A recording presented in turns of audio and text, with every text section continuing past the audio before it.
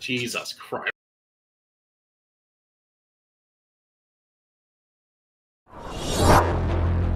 Their aura is unequal. Well, let's do it. Yeah, let's do it. Or whatever. And make it a little more raspy, and I follow directions. Their contents are legendary. That little sheet you see is his concept drawing. Their attitude is embraced. Tune in to one of the most up and rising kaiju-sized groups within our community. So go ahead and watch all of their creative content, including that of the Raw Attitude live interview, where they have special guests ranging from actors, directors, toy creators, artists, and many, many more.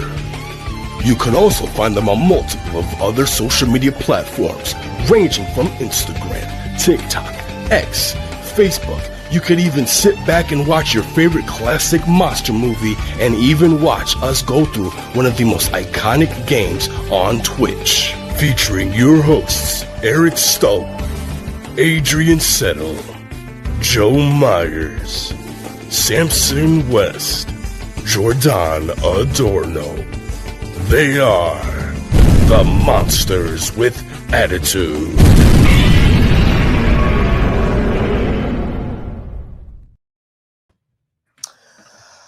What's up, Drawers of Monster Island, embracing nothing but attitude. The crew Monsters with Attitude is back with another monthly show as we discuss my favorite Godzilla movie of all time, as well as one of my co-hosts below me as well. Today we're going to be talking about Godzilla 1985, the 40th anniversary. Dang, this movie's old already. Granted, some of us aren't too far behind it, but it's kind of crazy to think this movie's 40 years old, actually. It's kind of crazy to think about. But before we get into the show, of course, I got to introduce all my lovely, lovely co-hosts. Of course, the man to my right, the beautiest bearded person that I know, Eric Stope. Eric, how you doing today, buddy? I'm doing good. Honestly, this movie is my birth year. So that tells you how old I am. As you know, as this movie was literally my first introduction to Godzilla, it's not even my favorite. Even though it has a special place in my heart, it's not even top 5. It's probably barely top 10, honestly. But it's still a lot of fun. And obviously we'll go over it today because I do really like this movie in comparison to the 84. So it'll be a lot of fun. And yeah, can't wait. Absolutely. Of course, my brother in arms with this lovely, lovely, wonderful movie, Joe Myers. Joe, how are you doing today? I am fantastic, blessed by the absolute best. Happy to be here, talk about my all-time favorite Godzilla movie, the one that got me into the franchise, and it's great to be with you guys, my brothers from other mothers, here at the MWA representing. And I just can't help but not notice that it appears that we here at the MWA are your favorite podcasts for all the things that are taken and inspired by. And I love that. Love being the trendsetters that happen to inspire so many other people, platforms, podcasts, streamers, interviewers, reviewers. Best of the best. MWA. For life. And of course, the Puerto Rican prince below me, Jordan. How are you doing today, good sir? I am doing a lot better now that I am here because, as everybody knows, I hate my job at the hospital, but I love being here with each and every single one of you guys. Yeah. Wow. 85, 40 years. Wow. Yeah, I have thoughts. In all capitalized, I can't even talk because that's how bad word got me. In all capital letters. I have thoughts. Good. I hope we have some good thoughts, some different. We do. We have some good ones. I like to see that. And then we also got the other ones. Yeah. You know. We got the ones that made us the only podcast that everybody tunes into, because we some bad mofos. I'll tell you that right now. But yeah, I'm always happy to be with you guys. So that's a bonus for me. Absolutely. And as I mentioned a second ago, this is my favorite Godzilla movie, but I have thoughts also. So I'm kind of curious what everybody's thoughts are going to be today. But before we do that, Eric, can you go through the chat, see what you got watching for us so far today? All right, absolutely. If you guys are here, you're watching, please leave a comment. Let us know you're here. Please comment on the questions that we're going to go through, your thoughts, opinions. We love to hear them. We'll share them on screen. It's just a good time all around. But, of course, let's get right to it. Gedorable, what's going on? New commenter. I don't believe I've seen this name before, unless someone changed their name and they were somebody else. Yeah. But yeah, welcome. Michael, what's going on? Oh, Michael. Good afternoon. I will be playing 85 during the show. Absolutely. Good man. Yeah, it's a good choice there. Of course, Nathaniel Plummer, the loyal of the loyalists. He is here, of course, representing King Kong and all his monkey glory, for sure. Pat Arcade, what's going on? He has never seen 85, but I know 84 is one with the Sea Louse and Ghibli soundtrack where Godzilla thinks he's a bird. So I'm excited to hear. Absolutely. DJC, what's going on? Nerdy Nimbus, Brandon, what's going on, man? Brandon. And of course, Oscar, what is happening? Joshua Hall, what's going on? Thanks for joining. Well, howdy to you too. Wander, what's going on? Glad to get this Dr. Pepper to join this conversation. Absolutely. Should have all worn our Dr. Pepper shirts. We probably should have. And, of course, Lewis, what's going on? What is that? All right. Awesome. Glad to have everybody here. And I guess we can go ahead and get started, even though we are missing one person, but he'll be here when he gets here. Absolutely.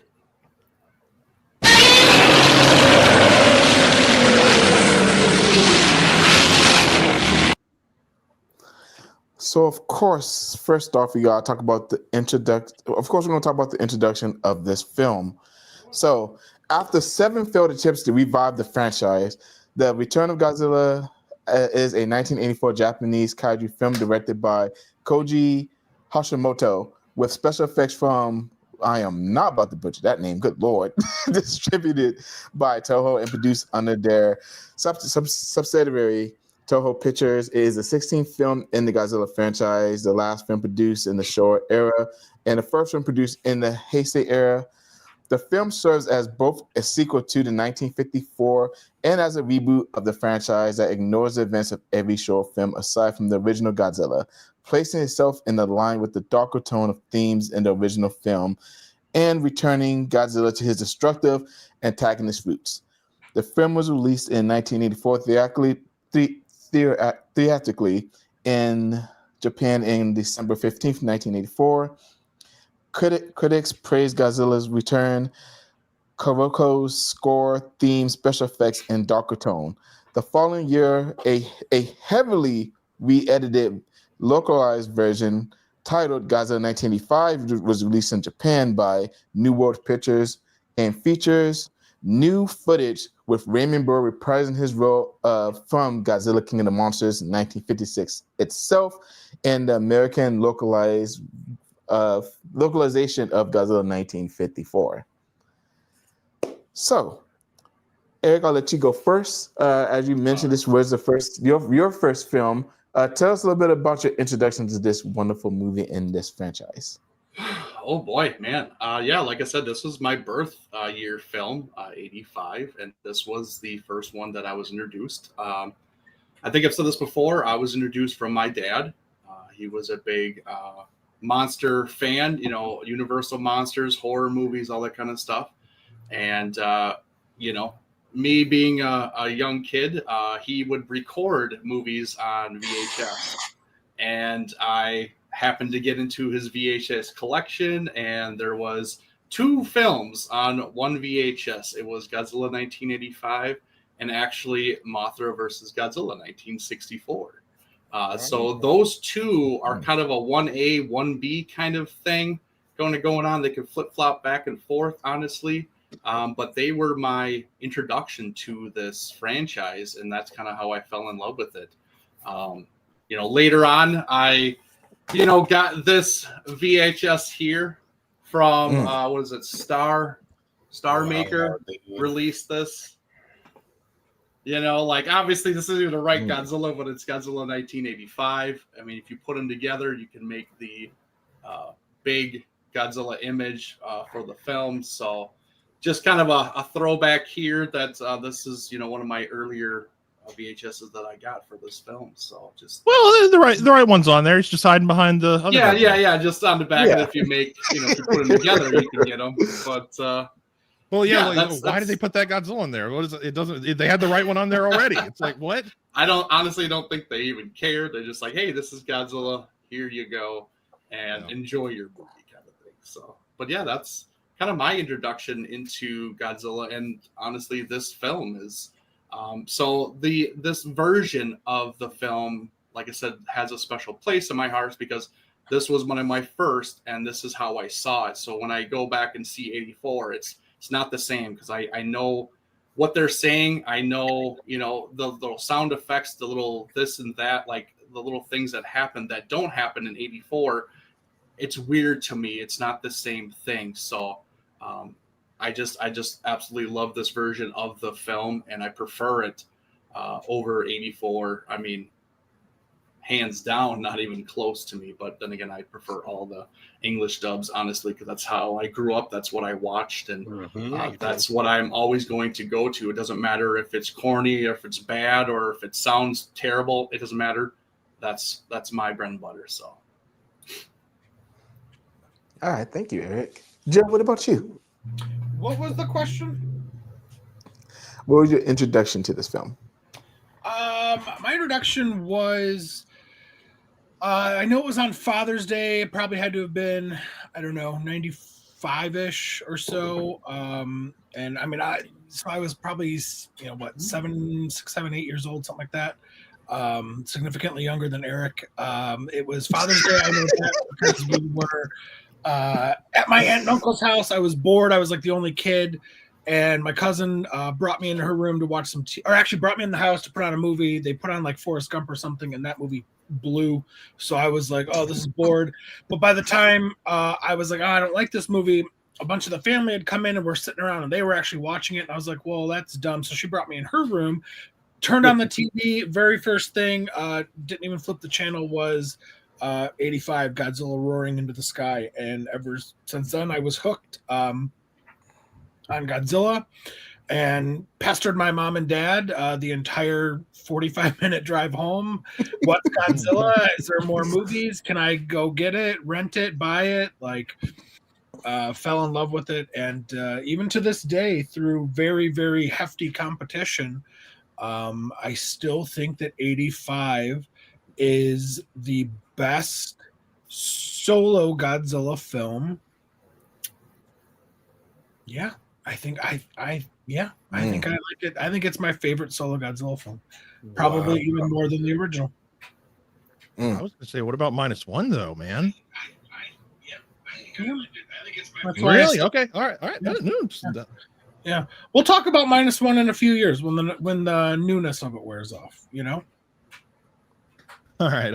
Fair enough. Jordan, how about you?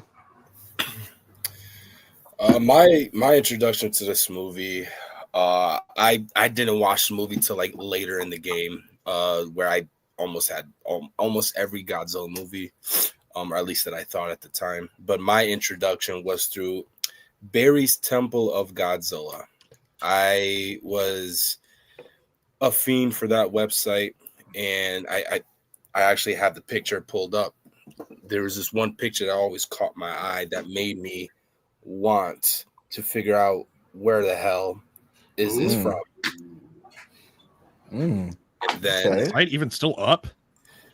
Yeah, the website's still up. Yeah, and the rest was history after that. The second I found out where that scene was from, what movie it was, I was on a hunt looking for it, and I'm glad that I did, because the movie obviously made a huge impact in the Godzilla fandom into what it is right now. So it's a part of history for sure. The one that I got introduced to was 85, not 84. Comparing the two, it's literally like watching 54 and then 55's King of the Monsters. They're like two separate different movies, 56. two different dialogues, but it's good. So yeah, I know that that's probably another question later on, so I'm not going to speak too much on it, but yeah. All right, Jordan. Thank you. Samson, what was your introduction to this film? And welcome, by the way. Welcome to the party, pal. Yes. Thank you for that John McClane reference. I always love it. Well, I was introduced just like Jordan later on in life because it was not readily available at the video stores for me growing up, which is how I got outside of my outside of the ones that I owned on VHS. I had to get it through somebody basically making a copy for me, which I have a DVD. Somebody printed the cover and stuff themselves, and it's just two DVDs that the movie just begins. You pop it in and it just starts. I think I got it from somebody at G-Fest, so I was in my 20s. I had not seen Godzilla 85 until I was in my 20s. I guess that's about as short and simple as it can get. Somebody sold me something that they made, because at the time there was nothing readily available for us fans. It's and kind of still there isn't. Especially 85, that specific cut. So yeah, I got a custom made one, and I mean it's DVD quality, so it's like 720, not full blown HD or anything, but it's fine. It gets the job done. But I saw it in my 20s, and I've only seen it about 3 times now as of last night, because it's not a go-to for me. Standalone Godzilla films really aren't, but I mean, I'm having a stronger appreciation for it now that I've watched it several times, and especially now that I've matured. Well, I can't say that. Now you say that matured. Yeah, because Samson West is known for being mature. So, as time has gone on, yeah, it's grown on me a little bit. I do like the suit a lot, even with his eyes going different ways, which I can do an impression of. I found out. But yeah, it's up there. I think I like it more than 54. Like Joe said, I think as a standalone Godzilla film, I like it more than the original. Wow. So I'll have to compare and contrast, because after last night, I realized they cut a lot out of the English copy compared to Japanese. So Eric said that superior is English because he grew up with it. That's his bread and butter. So he liked that more. That's why he's very attached to it, and it's more favored in his eyes. But with me not really having that same opinion, I need to compare and contrast more and more, because I watched it last night, and then we did the Japanese last Saturday on our channel. Go ahead. I actually think that it's more than, well, I don't want to say anything in case there's a question related to it, so I'll wait. Oh, okay. Don't worry, we'll get into it, I promise. More than likely, we'll probably get into it for sure. But for me, I actually first saw this in of course, the official compendium for Godzilla. I went through that book 1,000 times religiously, as all of us did. And then when I found that movie, I was like, I need to actually go find this exact specific movie. So I went to my library. I was able to find it, get it on library loan or whatever. Then I watched that movie I watched it once the first time I had it, because it made me cry at the end for obvious reasons. And Eric understands those obvious reasons also. You big softies. But no, after seeing it a couple more times, like I really did fall in love with that film, and now it's my favorite Godzilla movie of all time. Not going to sit here and say, "Oh, it's the absolute best." Won't say that, but for me, it's my absolute favorite because of reasons. Okay. Absolutely. Which won't be actually the human story. So of course, I just have Mr. Raymond Burr appear reprising his role as Steve Martin, but we did have a whole nother. We did have a lot more characters that also are important to the film. For example, we had Ken Tanaka as Gorimaki, Koji Kuba's. No, I'm not messing that up. As the prime minister. Hey, I know my limits. Leave me alone. Yusako as Nariko. Yusuke Nasaki as Professor Mahata Maku. Why can I not say this man's name today? Slowest death ever. Professor Makoto, and then Shin Tumaka as Kenny or Hasiro. Kenny. So as far as the human story goes, again, of course, having Raymond Burr back as Steve Martin was incredible. But as far as the human story goes, does it live up to the rest of the solo films as far as the human story goes? And is it and for all the other Heisei movies that we get, does the human story hold up with those movies as well? Samson, you got that face. You go first.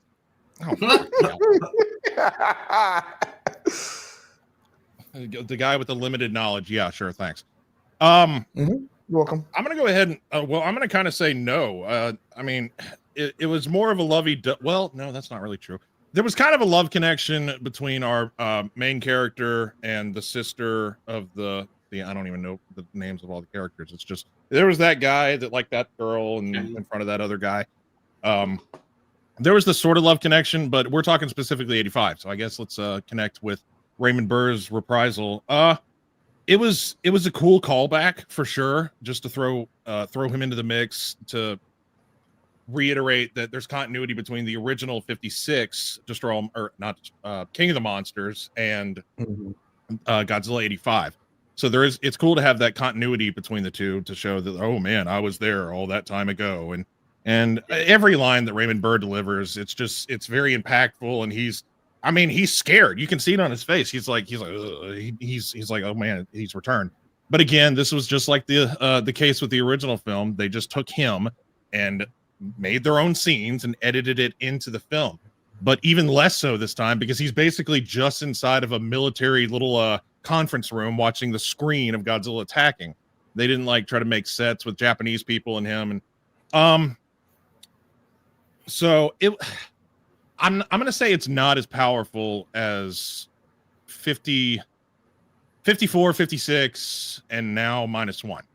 Those ones stand out. Those have a much more impactful sorrow story. On Shin. Oh, and I can't really talk about that one too much. Well, crap. Damn it. Hold on. Now I got to re-go. I gotta re. Wait a minute. Yeah, see, hang on. I forgot. I always leave that out because that's that doesn't exist in my head. It does exist. It does exist. Well, crap. All right. Well, I guess we'll put it. Let's see. How many solo films do we have? Do we count 56 as its own solo film compared to 54? Or is that what we do? Do we 54, 56? 54, 56 is the same entity to me. Yeah, basically. Just like this one's 84, 85, same thing. Mm-hmm. Okay. All right. So we have 4 solo films, 54, 85, and -1. Yeah. I guess I'm going to put this one in third place. I think as far as we're talking human story. I'm going to put it third place as one that it's like, oh, okay, I kind of care about what's going on with their story, not just the monster action. Yeah, I'll put it about third place, because if we're talking 85 specifically and we're talking the human story, we're basically just talking about the English scenes that were added to it, not the 84 copy with the Japanese characters. We're talking about all of it, buddy. So have fun with that. It's well, even okay, then there, yeah. I'm not super attached to really many of the characters. It's just cool to have Raymond Burr back in action and delivering lines and making the ending of the film cooler than the 84 with the speech and all. So just like the end of 54 or 56 with him doing a dialogue over the ending credits. Yeah, this one does the same thing. It's cool. It adds to the impactfulness of Godzilla's death, I feel. Okay. And that's what it's all about. What was the question again, Adrian? Okay, so the question again was, does the human story live up to the rest of the solo films in the Godzilla era and even the Heisei era as a whole?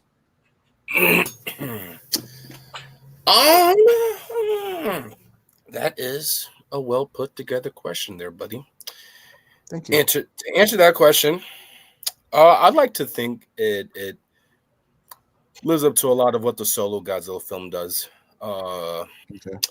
Yeah, sure. It's just, I always look at 84 as a remaster of 54. And then since we're talking specifically about 85, with the return of Raymond Burr, that just adds more context to what I just said, making it a remastered version of 54.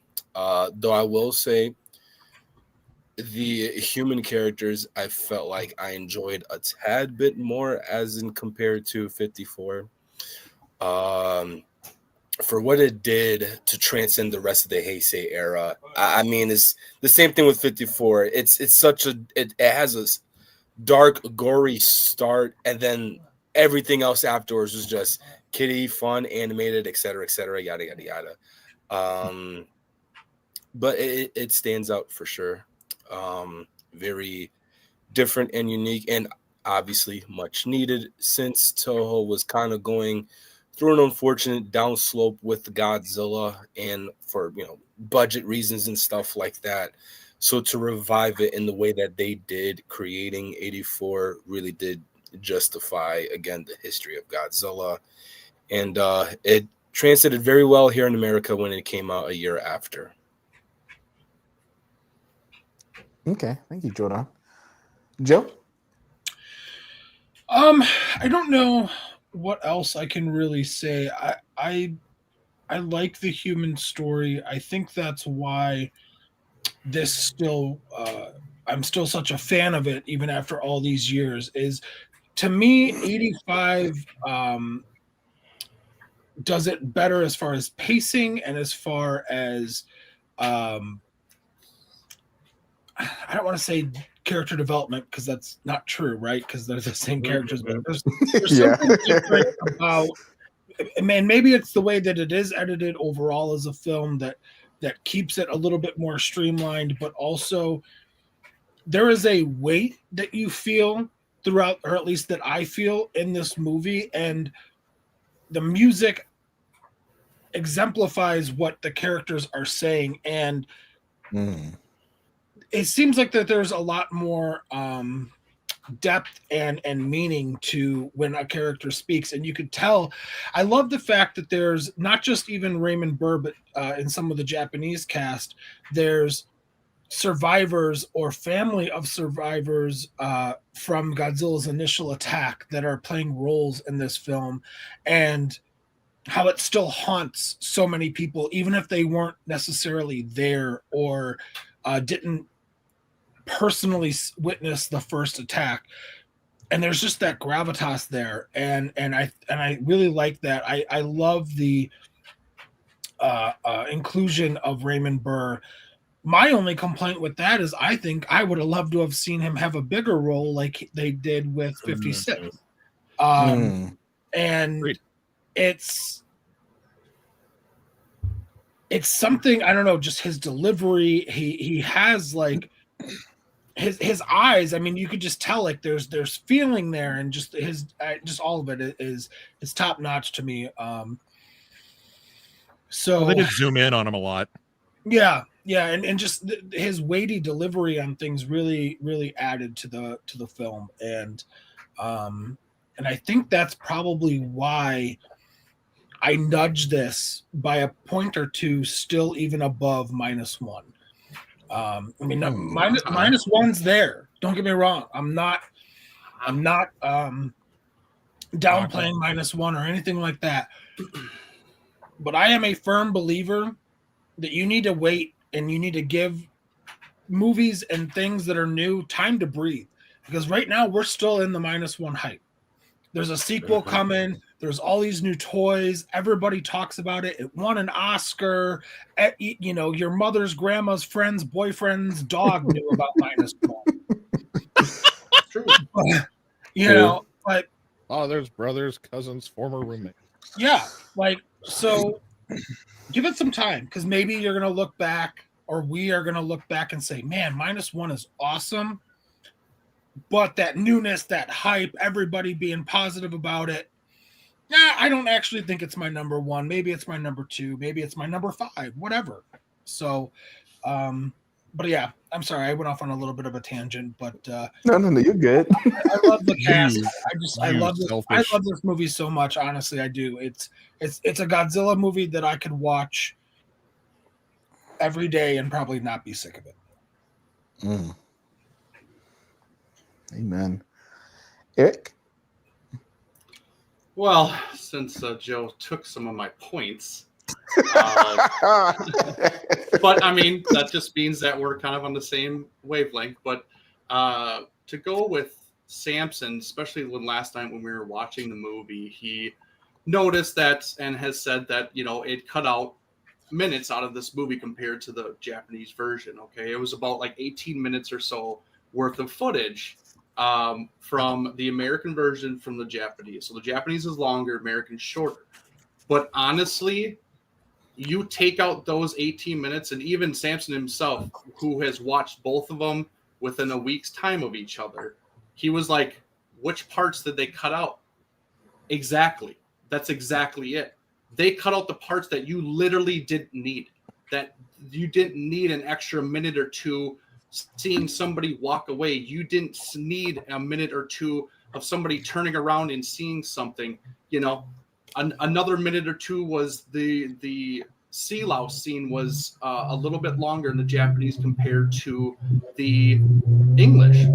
Yeah, that's a cool scene, but you didn't need it. You didn't need extendedly, you know, because it didn't play a huge role in later on in the film. So the American cut, like Joe said, the pace is better. Even with all that stuff cut out, it's smooth. Everything just glides perfectly. They're not wasting time on all this other stuff that kind of slows it down. It's just nicely paced. And that's why I really, really like this movie. I think it's far superior than the Japanese because of that pacing and what they took out, let alone the extra things that they added into it. But I'm kind of getting off of the human story. But for human wise, like, yeah, I agree with Joe too. Like, Raymond Burr should have had more of a role that would have made more of a sense bringing him back. Yes, it was fun bringing him back and connecting the dots because this was their the Godzilla franchise relaunch of the character. So of course, smart by the American company to bring the American person that was in the remake, the American version of the 54 film, King of the Monsters. They brought him back. So it was another kind of relaunch, kind of, you know, full circle with everything. He needed a bigger role, but the role that he was in there, it was so well done and so impactful because them introducing the new American people, the colonel, the general, that whole room of people, they had no idea who Godzilla was. So bringing somebody who dealt firsthand with Godzilla, knew exactly what they couldn't and could not do, was trying to help him understand what this thing is and what it wanted maybe, and just trying to help them kind of go through it. And it was huge because he had lived through it, and just having him more in it, honestly, would have made the film even better than what it was, honestly. I think it was just kind of a little nod to the King of the Monsters 56, but I think that they would have put him more into it. Oh man, it would have been just awesome in this version, honestly. And this version, obviously, with Heisei, they went serious. They started off serious. They wanted to go serious. They went with this one. Then they went with Biollante, both very serious films. After that, kind of went a little bit more campy, a little bit more Showa. But that's why I think this film is so impactful, because it was super serious.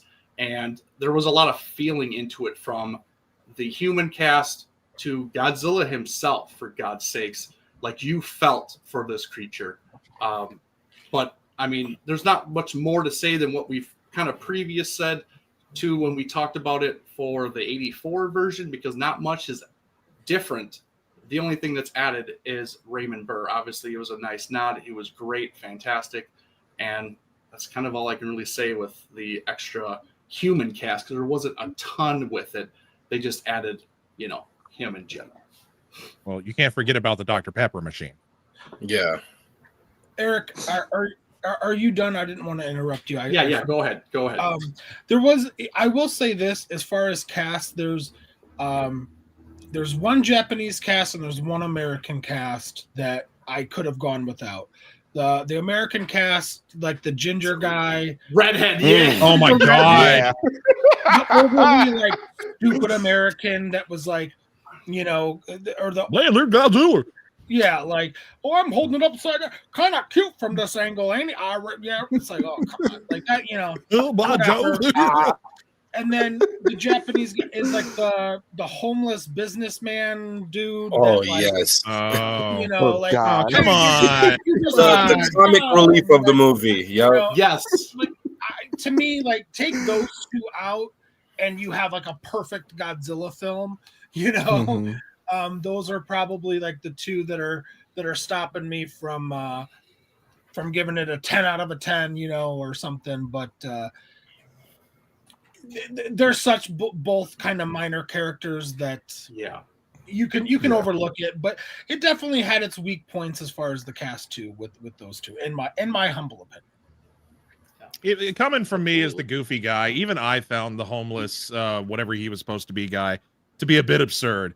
The dialogue in the subtitled and English was it was both just ridiculous. The English was the English made him super just ridiculous. Like his lines were just out of this world. I was like, oh my goodness. It was like he just treated Godzilla like an annoying bystander. Like, hey, would you like mine, dude? Come on, I'm having a nice meal here. Go away, find your own. It's like, what is? One interjection that I have to have, because somebody explained, what was the little dragon statue that Raymond Burr was carrying around? What was the significance of that, and why was what was that? There really isn't a significance. I think it was just kind of thrown by the American studios to have a MacGuffin when there's no story point whatsoever that would say that there is one. Kind of like King Caesar has this statue, but like it actually the statue actually means something to King Caesar. I think that. To me, I've always taken it in my adult, because when I was a kid, I was definitely like, because Raymond Burr talks about, he's searching for something, and then he kind of pulls that out. So like as a kid, I'm like, that's like a amulet, or it's he's somehow connected, or something. But as an adult, I just kind of always took it as maybe it was a trinket that he maybe found. Oh, I was gonna say the lucky dragon. It was maybe a trinket or a thing that he either bought or was given right after Godzilla's initial attack, and he just carries it around to remind him. That makes sense. I know Joe's favorite scene in the movie. When the little kid was playing with the Godzillas. Oh, for sure. Absolutely. And two, I I've been on a hunt for that figure for years, Jordan. Dude, say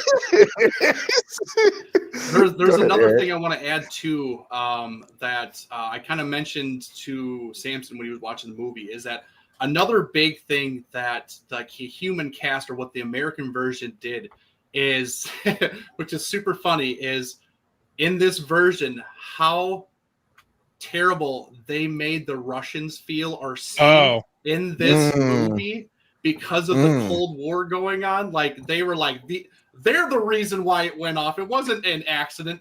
He pushed the button to launch it. Like that was actually funny because they were like, yeah, like no, like we want to depict them as terrible people, so they're at fault for the ones launching that nuclear missile. So they edited out everything else leading up to that to make them seem like they are the bad You're right. guys. So that was a very significant difference between the two.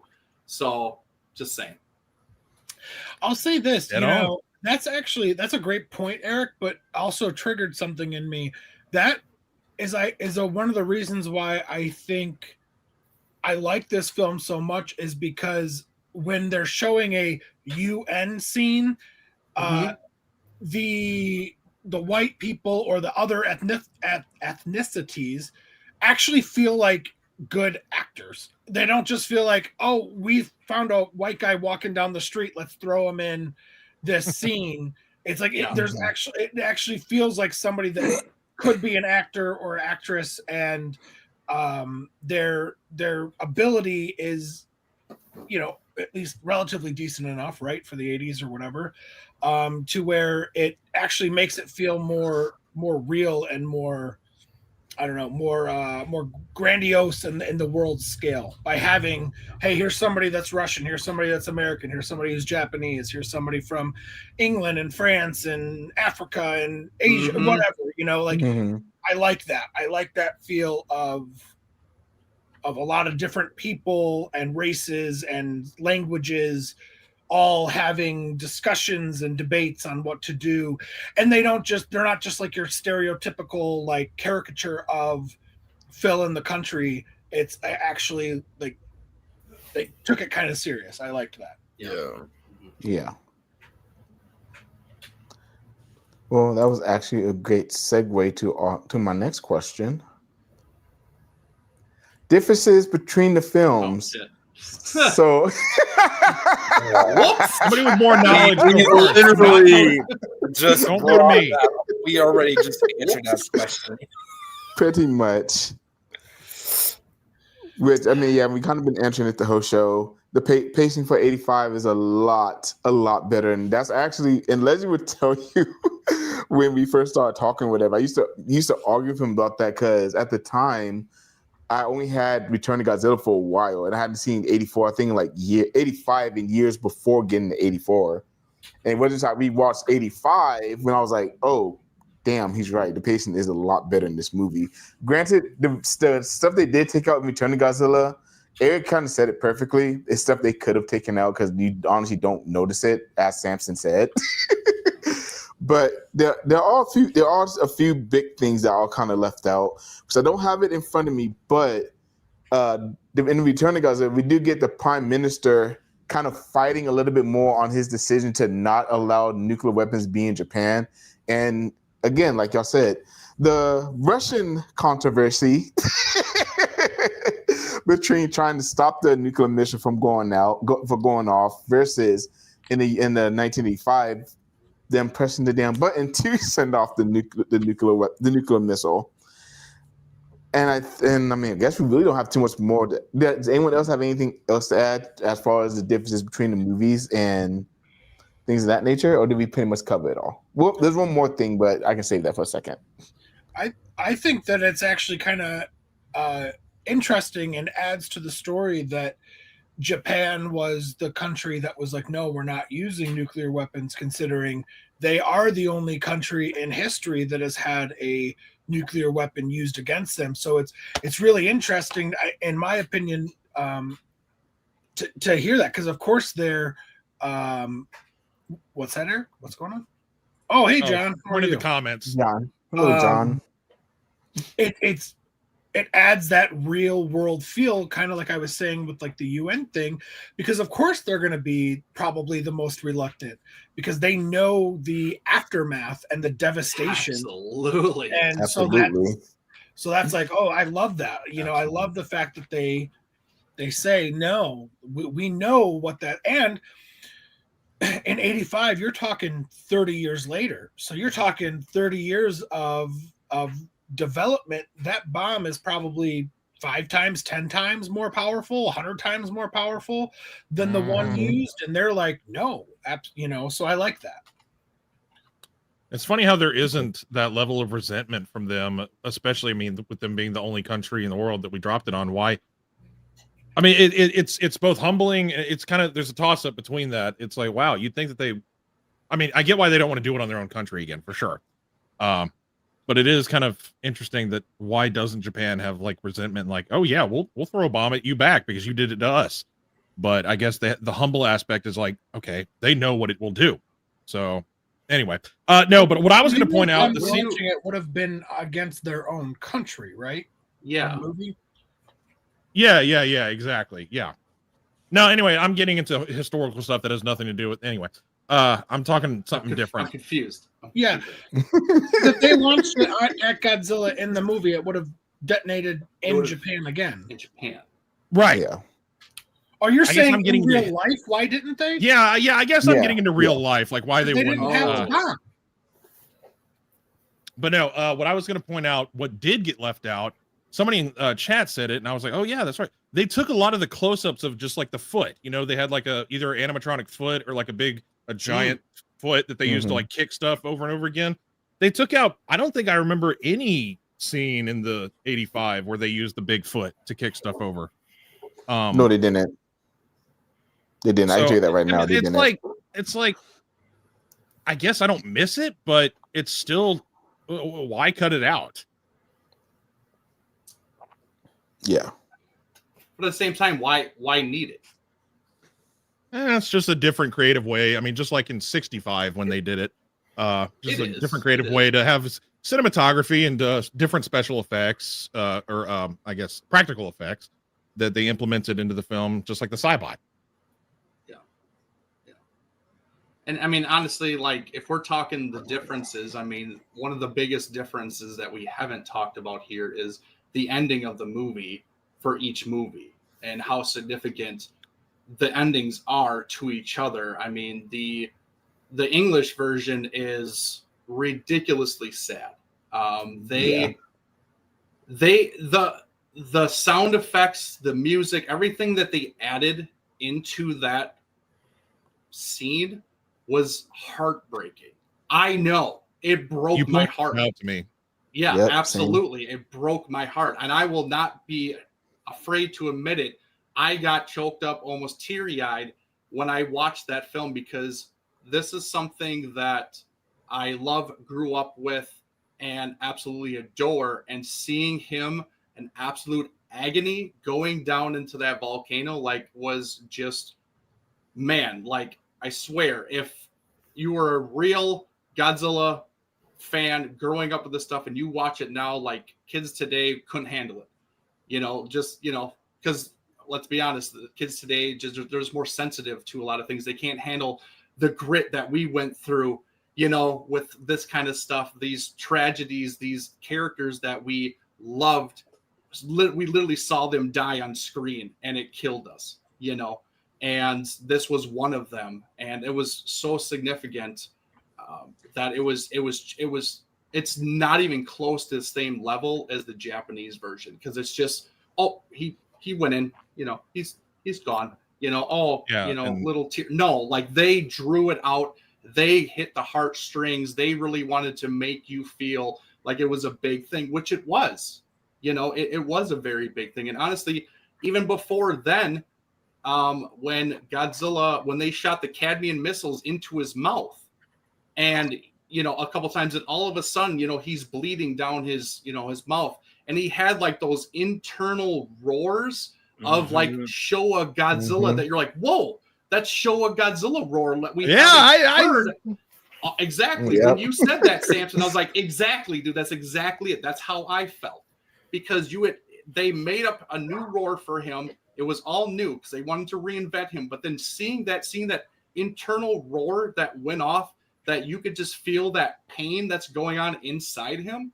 You felt for Godzilla, honestly. You're like, oh my God, he's hurt from the inside out. He literally didn't even roar, but you could still hear it, you know? It's huge. They gave more feeling to the film in 85 than they ever did in 84. and that's why it's a better film. It's just it's far superior. Yeah, talking Have about we how kids ever are more heard sensitive. that screech, that dying screech of Godzilla before Mm-mm. and or Yeah, since? not. Like, No, I mean, Mm-mm. we heard it's one only in that movie. we heard one in Destroya when he melted down, but like, Yeah. you know, Different, yeah. it Yeah. was different. Yeah. But like that Mhm. screech when he falls into the volcano, like, Oof. Yeah. whoa, Nelly. And Hey, Whoa, I don't care. Nelly. I don't care, Leslie. I cry, man. This one in Destroya. No. If you care really about this character, like I Yes. did, dude, Yeah. you will get teary-eyed. You will choke up because it means something. That's how Yeah, much. no, even with all the MST3K commentary that I do with these movies, having fun and just making stupid jokes. At the end last night, I even felt it right here. I was like, fuck, there he goes. I mean, I felt it. I held back because I'm a man, but I felt it. Samson, show your emotions, Jesus. And as we've been talking about with the end of that film, I mean, there's one reason why 85 trumps Return to Godzilla, and that's because nature has a way sometimes of reminding man how small he really is. She occasionally throws up terrible offsprings of our pride and carelessness to remind us of how puny we really are in the face of a tornado, an earthquake, even a Godzilla. The reckless ambitions of man are often dwarfed by their dangerous consequences. For now, Godzilla, that strangely innocent, tragic monster, has gone to Earth. Whether he returns or not, has gone to Earth. Whether he returns or not, he is never again seen by human eyes. The things he taught us remain. I never thought I could not feel emotion hearing that speech.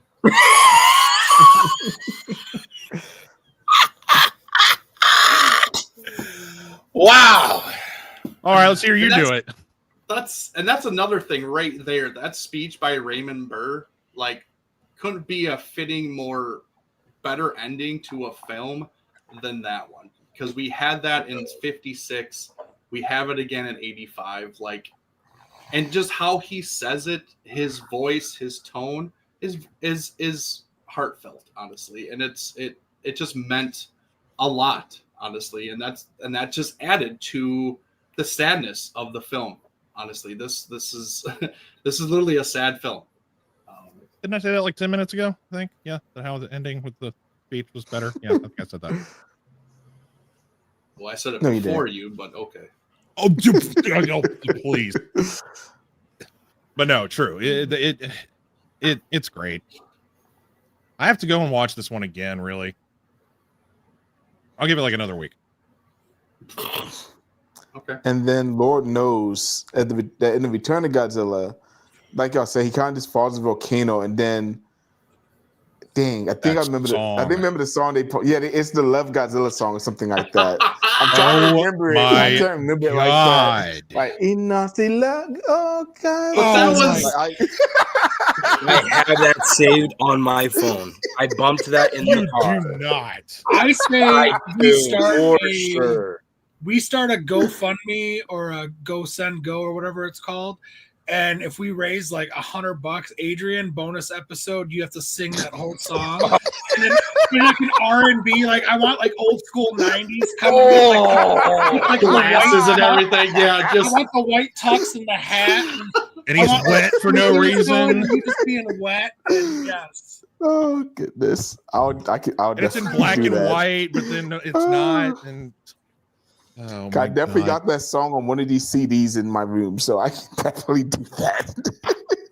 Man, I was just sitting there, mouth agape last Saturday when I was like, "What the hell is this?" Because again, that might have been the second time I've ever seen the Japanese version of this movie, and I was just like, "What the fuck?" I don't remember. It's crazy. My introduction to that song was through the was it the 2016, 2017 Blu-ray of 84? What, like the Kraken release? Yeah. Yes, Kraken release. That menu scene, the menu screen, and they played that song. I was just like, "What is this? Did? Oh my God!" So like, You see me slowly like dancing, snapping my finger to the song, and I'm like, I'm just gonna let this rock, yo. This is a banger. It really is a banger, to be honest. It's a great song. It's just the wrong moment to use that song. Yes, absolutely. Yo, God. Yes, thank you, Raymond Burr, for fixing the Until ending. For we the love meet of again. I was like, wow, that's peak music right there. It I'm is sure it is. peak music. It's just I wish it wasn't like I wish it wasn't so upbeat and maybe a little bit more of, like, Yeah. sorrow, because they're literally talking about like he's dead and like, oh, till we meet again. It's like, why are we so like, why is this so upbeat about this? Like, let's change the tone a little bit. It would have fit so much better, but it was so weird, so out of left field. It's like, Yeah. what is this? Like, what? I agree, Eric. I agree. That's like putting Gangnam Style at the end of the Green Mile. I mean, come on, it doesn't make any sense. Leslie's wrong for You this. can bet your ass I was crip walking to that song. Oh boy. Oh God. Oh God.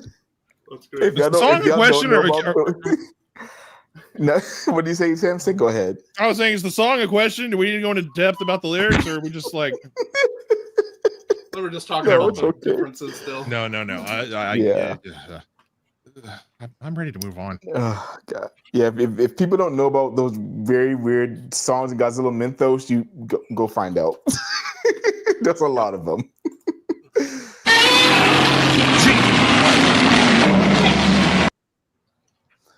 The king himself. So I got quite a few questions about Godzilla. First off, we'll go with the force of nature compared to 54 in Shin. And you know what? I'm gonna throw -1 in there too. Why not? How was the portrayal of this version of Godzilla as Godzilla being the absolute main focus of this film compared to those other 3 versions of Godzilla? Joe, I think I know your answer, but you go first. Gladly.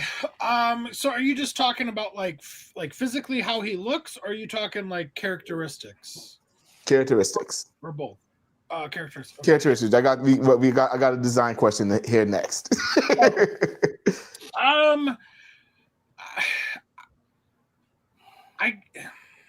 I guess in a way there's a lot of similarities between all of them, because I think that the force of nature aspect is really well done here, because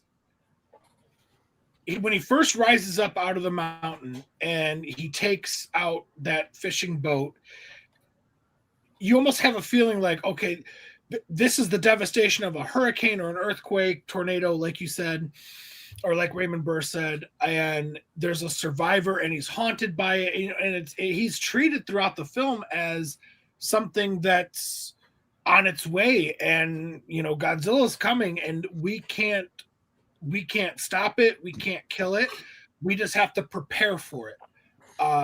Not unlike a hurricane or something that's going to come and hit Florida or wherever they hit. And I think it's really well done here as far as it being the best compared to the other 4. I think that Shin doesn't do as good of a job. I think that 54 does it very, very well. And so does -1. A lot of the love for this is the nostalgia. And so of course I'm going to give this one the #1 spot. But yeah, to me, I don't see a lot of super different, characteristics between 54 -1 and this one, as I do compared to Shin. Shin Shin almost didn't feel like a force of nature to me. I think maybe because he evolved and the design and his powers were so radically different that Shin almost felt like almost like a science experiment gone awry, or awry. Like more than a force of nature, like what the others have done, if that makes sense. Okay. Yeah, I see. I like that. That's I like that analogy. That's really cool. Huh. Well, I mean, you're talking now, Sam, so you might as well go next. No, Dan, I didn't mean that. Like, You should shut your mouth then. Yeah, he did a good job. I mean, he was a lumbering titan in this one for sure. His presence was very surreal and there, and every time you saw him on camera, if we're talking about like his characteristics and just like his presence, he did seem like an unstoppable force. I mean, they fired everything they could at him, and nothing stopped him. And I love when Raymond Burr had his dialogue saying, "You can't kill him," and just how he even was like, "It's unstoppable. You guys are just gonna have to prepare for it." In the scene, of course, I think the one that stands out the most to us is when he's showing up in whatever bay. And I'm just gonna say Tokyo Bay because that's the easiest one to remember. When he shows up there and they're firing everything they can at him, and just one foul swoop of his atomic breath, and that whole seaside was wiped out. The whole Brigalia was taken out. Yeah, I really feel like he has a dark presence to him in this film, and it's notable from his appearance in front of the what is that? The security guard, I guess, whatever that is, whoever that guy was at the nuclear reactor plant. Yeah. And then just him picking up the train and just him knocking down buildings on top of Super X. It was cool. And then all the close-up shots of the Cybot, while different and unique, it was a different kind of way of portraying his menace. So yeah, I like him as a towering force of nature in this one. Again, I'm not too keen on Shin, so going against Joe, or not really against, but going back to Joe, talking about Shin, it's never going to be up there for me. To compare him to 54 and -1, this is a really loaded question. It's hard for me to, because each one has their own characteristics, why they're a cooler force of nature in their own regards. So it's hard to compare or contrast, honestly. Except with -1, who's a science experiment gone wrong. I love that analogy, Joe. I really do like that. That's a perfect way to put it, and I like what you said there. That's going to stand out from now on for me, the way that you put that. Because I like it. Shin is very animalistic, kind of. He's not really a force of nature. He's just like a messed up animal that's running around in a city and trying to get out of there. Eric, you look super confused. That, or you're thinking about your answer. So I'm done. I want to hear what you have to say with your dawning look on your face. You're very, very. Just waiting for you to shut up. No, okay. Hang on. I'm gonna. Just kidding. All right. No. All right. Hang on. Let me get my stopwatch out. Hold on. Don't talk. Not yet. Oh my God. I know. I was actually thinking about my answer because I disagree. To me, this version and Shin are the animalistic versions for the solo movies, because to me, he was only literally looking for food. That's all he was looking for. Mm-hmm. He attacked the nuclear sub looking for food. Energy he attacked source. He attacked the nuclear power plant looking for food. He came back to Japan looking for food. That's all he was doing. So to me, he's more of an animal in this movie. The same thing with Shin. And force of nature, I would go 54 and -1. That's how I perceive this Godzilla, because he was doing just more natural animal things. Like there was no reason, rhyme, whatever of what he was doing. He was literally just going. And like any animal, they only care about 3 things. I'm not going to say the other one, but it's usually just like sleeping, food, and procreation. I'll say that. Okay? That's the only thing that they're looking for.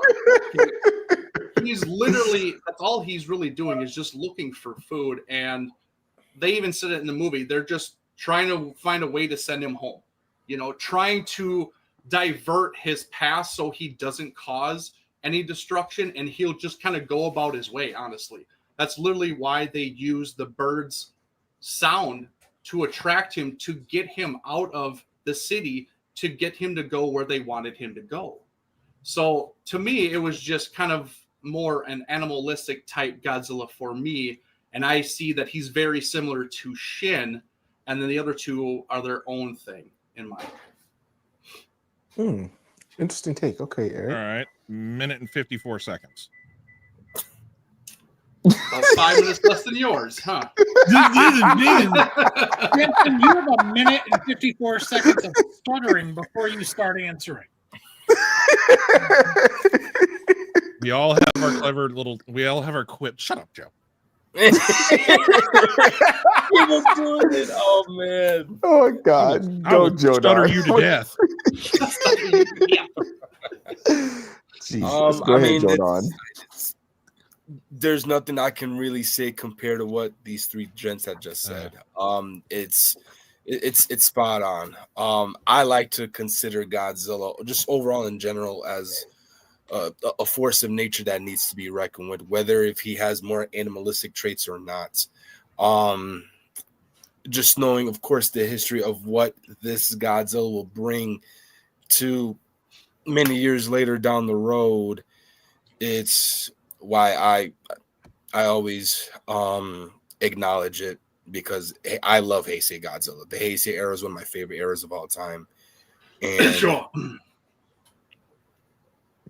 Ignore him. Keep going. I will never, ever badmouth the Showa era. Showa era is peak. It is number one. It is Ichiban. No. What? Yes. Stop it, Joseph. Stop it. Stick your hand. Stop it. But yeah, I mean, just like overall, overall design, it looks menacing. What Godzilla brought to the table was truly impactful throughout what he did in the entire movie. Even at the time where they knocked him out and had him laid out up against the building, to reviving him, having bolts of lightning being struck on his dorsal plates, it then just resurrects and becomes the monster that we all know and love today. Until he goes all the way down to the volcano, but nonetheless, this Godzilla's peak. And anybody that disagrees, I'd make sure that you guys get admitted into the hospital because you guys are mentally ill. Okay. All right. So, next for Godzilla design in the movie. If I'm not mistaken, I could be wrong. Correct me if I am wrong, but I believe this suit was stolen shortly after this film was made. If I'm not mistaken. No, that was Biollante. The Biollante suit. Wait, it was a Biollante suit? Really? Yes, it was 89. Yes, it was the 89 suit. Yep. Huh. I'm learning something new. That's something new. Because some lady found it in her bush. Well, in the outside bush.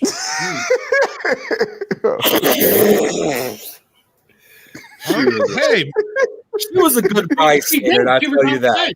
Right? She was like hanging laundry or something, and all of a sudden looked over, and there was like the Godzilla suit in like her bushes. Yes. That's where the picture comes where you see Godzilla being rolled onto a freaking wagon. Oh my God! Yes. Yeah. That's what that's She from. was a good bystander, I tell you that. Because let that have been any of us. Saying that it was the 84. Mark said. Okay, so it was the 84 suit. Okay. So we have conflicting. Oh, so okay, that's some news right there for me. Because Man, the 80s was on some different shit. Well, I would also 80s. like to acknowledge this was the first Godzilla where the late Kenpachiro Satsuma would praise his role into being Godzilla for the next generation. So, of course, I had to pay homage to Stuck. that as I was well. gonna say that. Yeah, but he was Gigan first, and that was cooler and Oh better. my god! Well, No he one was cares about Hedra Gigan. first Gotta before step up. Gigan. Yeah, more of a step up. The point of the question is, would y'all like to see this design of Godzilla without the whole Heisei era? No. Why not? I guess, No, yeah, no. I like the Pretty actual- simply, no. Yeah, no. Mm-mm. No, his derpiness with those eyes are ridiculous. You can't take him Am I seriously. doing it? I can't tell. Yeah, like that's the one thing I think draws back this suit. Other than that, it's a great suit, but it's just those eyes. Like it just, and they were ridiculous. I know, I think some of it was that some of the animatronics in the suit were broken, so the eyes kind of went up. So that wasn't actually supposed to happen, but they just kind of left it. So yeah, but like my far superior, I think the 89 suit is. He's just the overall look, his face, his body, everything about him, I think is just perfect. He's bigger, but not too big. He's skinnier, but not too skinny. He's like that right amount for that. And I wish that suit would have went all the way through the Heisei era, honestly. But no, I don't think this suit should have gone anymore. Wouldn't have taken it seriously because of his derpy eyes. Derp de derp. Whoa! Everybody okay? Whoa! Whoa! Fucking cats. Man down! Cat? Wait, you have a cat? Oh I got 2 cats. And Wow. I have 1 dog. Oh goodness, Jordan. No, I what don't. about you? No. Our next go ahead, giveaway is going to be a cat. I'll be back. Oh my goodness. I guess he's going to kill a cat. Damn. Run away, No. kitties! Oh, Jordan's frozen. Oh, Don't Jordan is tell me. frozen. Nice big grin on it. Well, at least he's happy. He died doing Yeah, what he he's- loved. Right. I'll carry on since he's frozen. Go ahead. I don't think it another loaded question because it's a fantasy aspect basically for us to think about it's a what if, which it's always hard because I think very literally. It's one of my many flaws.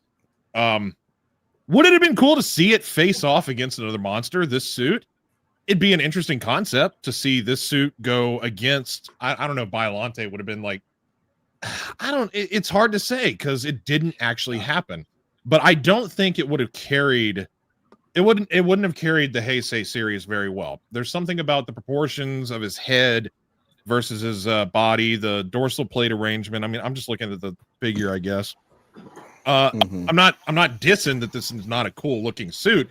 I just don't think it is the face of the Heisei era. I don't think it would have been, and it wasn't. It rightfully wasn't. So I guess whoever stole it, thank you for not letting this be the face of the Heisei era. But there is something about the eyes that are just absurd. His whole like looking up and cross-eyed, or I should say, what's the opposite of cross? Going outward. It doesn't hold up as well. It's a unique and good-looking suit, but it's not the face of facing against other monsters throughout the Heisei era suit. Okay. I was Especially the thinking Cybot. on TV. Especially Cybot. Just saying. That's even goofier looking. Love it, but still goofy. Nice.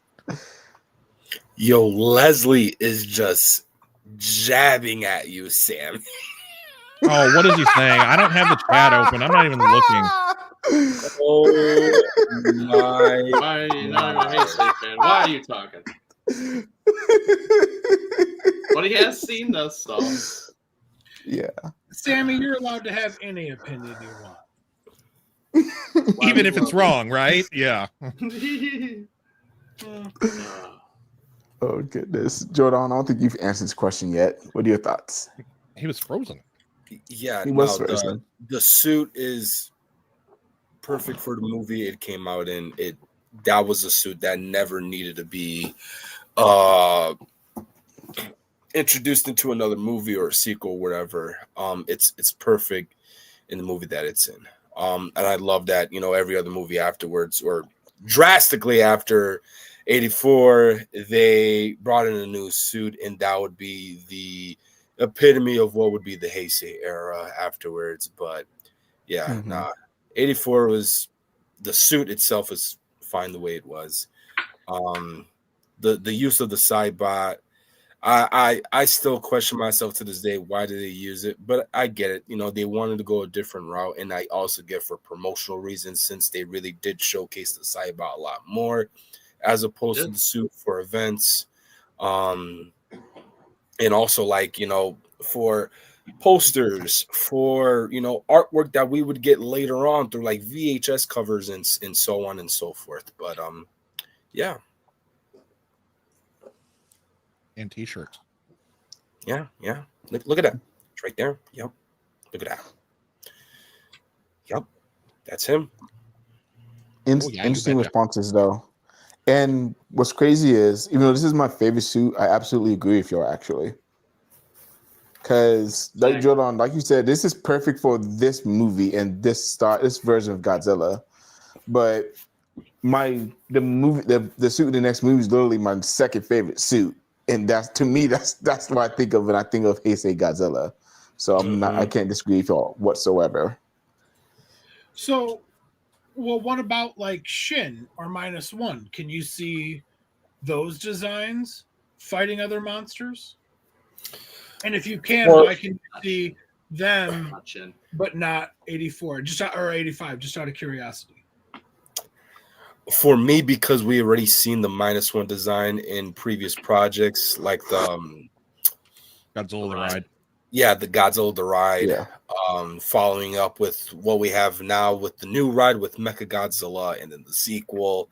That Godzilla just looks like something that would look good paired with another monster. He's a menace he was a menace in the movie, just ripping to shreds whatever it was that was right in front of him or in his peripheral, and that's what I would like to see with him duking it out with another monster. As for Shin, I don't care that much for Shin. I've spoken my opinions about Shin on this chat before. I think why Shin would also get that pass too is because we've seen multiple collaborations with Shin, with Evangelion, and many other properties outside of that where he is paired fighting with other monsters to where it looks good. As for 84, I don't know. That's like we could also ask and debate, why can't the 54 Godzilla couldn't have been reused, just make it a lighter suit for it to be compatible with other monsters. That design alone is perfect for that film. So, yeah. I'm just going to say that Shin, no. -1, yes. -1, you can tell when we saw in the movie, he can actually move around and actually looks like he could put up a fight with another kaiju.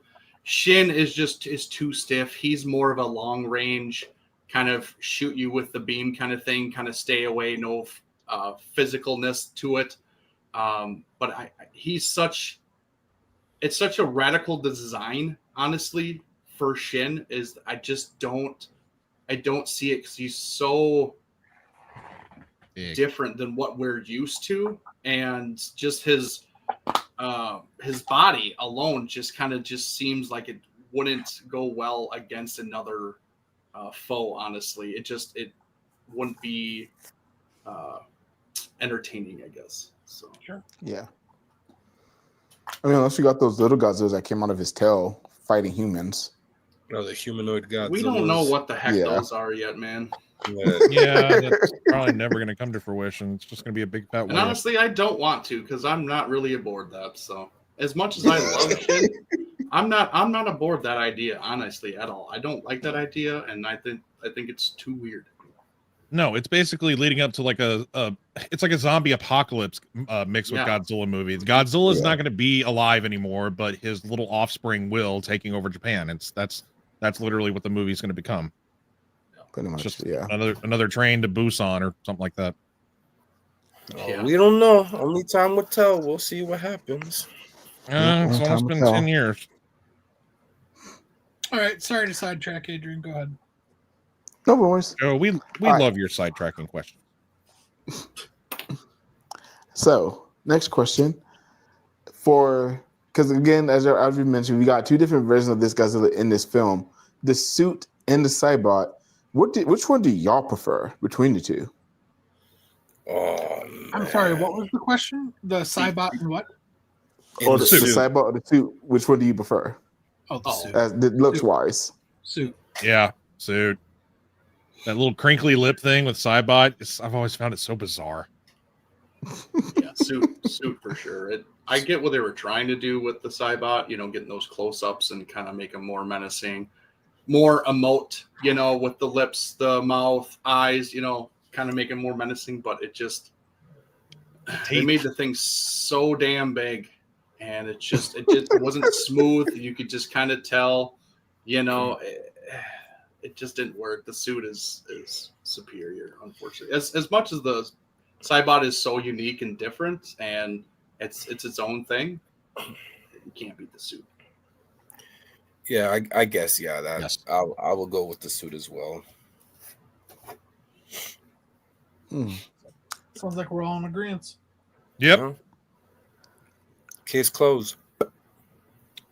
Dun dun. Law and Order. Law and Order. Oh goodness. Okay, so I guess before we get to our next question, we can go and talk about the giveaway.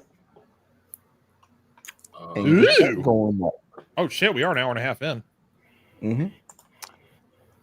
So give me 1 second to pull the picture up. While you're pulling it up, Adrian, I guess now is a good time to tell everybody, in order to win all of our fantastic giveaways, you guys should like our videos, and most importantly, make sure you're subscribed to our channel on YouTube. That is the way you guys can win. Everything is free. The item and the shipping, you guys don't got to pay nothing. We do giveaways at minimum once a month on our monthly streams, plus random throughout our other shows. All you got to do is make sure that you're watching and subscribe. Chicka chicka. Do us a huge favor, hit that like button. Boom. Absolutely. Yes, this is what I will be giving away today. The 1985 Godzilla mini poster, the Godzilla 1984 visual effects book, and the Mantis Return of Godzilla DVD. Oh, And for you to be a part of this giveaway, all you have to do is type in hashtag G1985 to win. Man, those visual books are awesome. I have many of them. The pictures are just astounding. It's y'all gonna love it. Hold on. So you have the Kraken in the picture, so you're changing to the Mantis now? Oh, the Kraken. I meant the Kraken. My apologies. Oh, okay. I was gonna say that's the Kraken release of the movie. Okay. Release the Kraken. Wanted to clarify. And you get all this stuff. Yes. I don't think I have that visual effects book. I think I have like 20 of them, but I don't think I have this one. And it's a really good book, but I have an abundance of visual aids from 1985. So I will say, while we're waiting for people, like a lot of us obviously don't have the 85 version. Okay. And it's a shame. It's a shame they haven't done an official release of like a Blu-ray or high quality of the 85, which is ridiculous. But if they're not going to give us what we want as fans, the fans are going to find their own ways to do it. There are ways to find an not official, but a upgraded Blu-ray version of the Godzilla 1985. I myself have one that's a Blu-ray, and it is phenomenal. It is 1080p. It is a great copy. So if you are looking for something, look online, look on eBay. There are people who do this kind of stuff. Unfortunately, like I said, it's not going to be official. But like I said, if they're not going to give us what we want, if they're not going to give us official copies of this stuff, like we have no other choice but to kind of make them our own. So just be on the lookout if you want a high quality version of this film, the far superior film, honestly. Just take a gander at eBay and you'll find it, and it's good quality. So definitely check it out and find one, because it's worth the hunt. Here, I got a question. Gee, Eric, how did you find out about that one, Eric? I don't know. Somebody gave me. Talking about physical media with that Blu-ray copy. With what I have, it's full screen, widescreen. Is that just how the film was produced? Did it have black screen bars, or did it not? Do you know that with your copy? I'm just curious if like an upgraded copy would have. Like, I'm wondering if what I've seen thus far with my DVD. Well, widescreen can mean different things though. It can have black bars or it cannot have black bar. It can fill up the entire widescreen. 1.185. Okay. Stereo. I need to remember. I'm so bad about the aspect ratios. I'm just curious if every version of the movie I've seen, if anything's been cut off, because a movie, when they make something full screen on your TV, they zoom in and crop out stuff. So I'm curious. My remembrance, I don't think anything was cropped out, if I remember correctly. Because like pretty much every Showa film, except for 54, it's widescreen with black bars above and below. Yeah, I mean, we've kind of talked about this before, like especially anniversary type stuff. Like, I wish Toho kind of had more of their thumb on the pulse of the Godzilla community and kind of giving us more what we want, or maybe not even this particular version that we're looking for, but just other things in general. Just kind of, I wish they could do that kind of stuff and get stuff out that we really, really want. But kind of it is what it is. All right, I'm spooling through chat, making sure, because you have a capital G on your thing, so I'm making sure everybody is putting a capital G in front of their hashtags. Yes. Looks like that is the case so far. Yes, that's the case. Leslie, also the Godzilla 1985 poster looks better than the 84 poster. The 84 poster was too dark, and Godzilla himself looks more menacing on the 85 poster, which again features the Cybot. Suck on that. Hey, it's still fun and all, but the suit's better.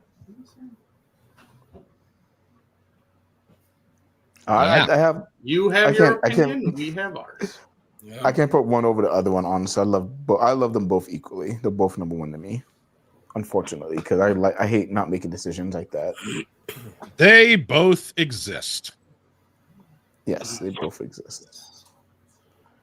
All right, so I guess we'll go on to the next question while we wait for a few other people to put their stuff in the chat. Give it away now. This is on Chris Sampson again. King himself. All right, so collectibles. Oh man. All right, so of course we're all collectors here. The ones who do love this movie. We may not have an abundance, but we definitely do have versions of this version of Godzilla in our collection. And even though I know this answer, I feel like being funny. Jordan, do you have anything to solve collectible? Jordan, you go first. Oh man, he's ready to go. I know his ass. First, Jordan. Damn, let's see them 84s. Show us up. Yeah, come on. What you got? Come on, Pookie. So I have a burning Godzilla.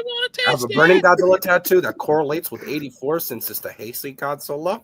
I also have Hedorah, since he was played by Tsutomu Kitagawa, or no, Kenpachiro Sutsuma, who would then play the 84 Godzilla. Yeah.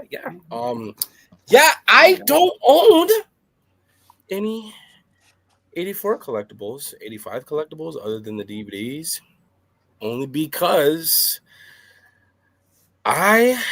despite the positive feedback I've been giving this movie, I am not that much of a fond fan of this movie.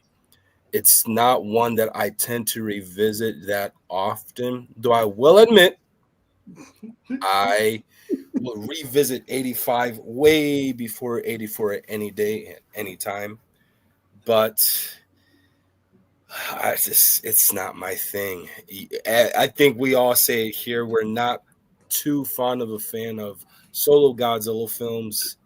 And I remember seeing it for the first time. I as a kid, I felt like my goal was fulfilled, finally actually getting the movie. But yeah, no, it's just not it for me.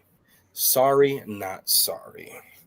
I will sit down with a bowl of popcorn and a cup of soda and rewatch Battle for Earth over and over and over again before anything that correlates with 84 and or 85. Disrespectful. You sure about that?